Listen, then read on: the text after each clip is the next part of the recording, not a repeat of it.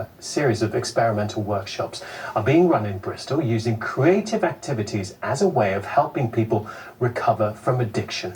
The sessions have been focusing on artwork, which participants say offers them a much needed routine, as well as support and company. Ryan Branch has more. Take this off, and the important thing is to dunk it in, squeeze it out. Painting with a turmeric mixture might sound unconventional, but members of this art class thrive on its quirky techniques. The students here have battled with drug and alcohol addiction and hope with every brush they can sweep away their worries. I've personally been through it myself. Recovery at the moment is like stepping stones in a really vicious river.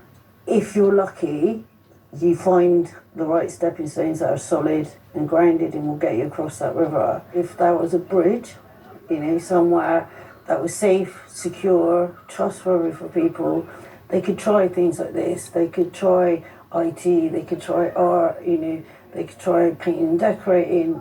Who wants a dinosaur? There's only one. Dinosaur. Have a dinosaur. Can't want a dinosaur. Someone made that especially. It's the delicate decorating and patient painting that helps people craft both artwork and social connection. When I come here, I ain't thinking about anything else really. I've got nothing else to think of really, just get into the group and learn new stuff, and meet new people and stuff, and just gets you out the house, doesn't it, and gives you something to do, you know what I mean? It's a few hours out of my day where I just have to forget about everything and I can just concentrate on talking to my friends and meeting up and doing what we're doing here.